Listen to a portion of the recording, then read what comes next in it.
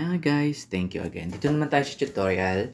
So, since na-experience ko siya, ang topic natin for today is how you can apply RCBC account to one account or now zero maintaining balance online. It's 100% online.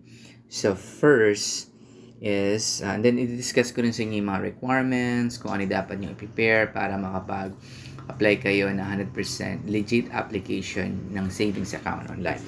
First, since dinilit ko dito yung RCBC account, so all you have to do is just to go to Play Store.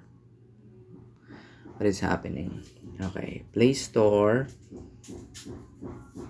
And then, yan, since meron na pala kang install na RCBC, yes, you have to make sure na meron kang RCBC Pulse. Ito yung tinatawag natin na new app na ginagamit nila way back then. Recently lang kasi, parang I just recently applied through here. So first is you have two options. Ito yung tsura niya. You can select sign up and then you have two options. So the first one is you can, if you have an existing account or credit card or any savings account, you can simply click the first option. Since you're about to open a new account, just click this out, click continue. Nakita niyo naman, nag-load na siya. And then it will reroute you to the next tab. So online banking experience. So makikita niyo yan. You can simply just go here, just click the arrow right, and then you need one valid ID. So, one valid ID, if you have national ID or UMID ID like SSS, yung dalawa na yun, pinaka-main, or meron kang driver's license, passport, will do. Just one. So, all-in-one account. So, this is technically for online application. Ang makikreate sa'yo is one account. So, for this one account, no maintaining balance siya. Pero for the next 45 days, kailangan yung lagyan ng mag-deposit kasi para hindi ma-close yung account. So, if you wanna continue, let's get started.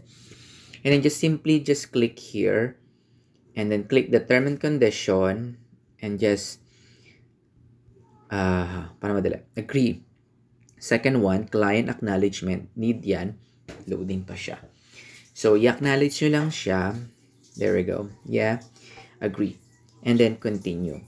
So, it will reroute you now to put your, let's say, your phone number para magsasend sa'yo ng one-time passcode and then email address. After then, they will ask you to create a username and password. And then, they will ask you to, yun lang yan. Hindi ko kasi, may account na kasi ako, hindi ko siya makontinue. Pero ganito lang yan, just follow the step. Yung phone number, email, and then it will ask you to type in your username and then password, retype it, and then you will do the selfie with your selfie, and then afterwards they will ask you to upload one valid ID. So normally 1 business day you will be receiving an email if they need additional information for validation. So in my case, before they asked for the valid ID na nakalagay yung front and then back. And then at the same time, nag-assist sila ng selfie with the ID na hawak-hawak mo siya. Afterwards, I think it was most likely pag lahat ay valid, 24 hours or 2 business days, meron ka ng account. Yun, and then you will be notified through email or text if the account is already set up. Yan lang guys. I hope it will help for everyone. Thanks!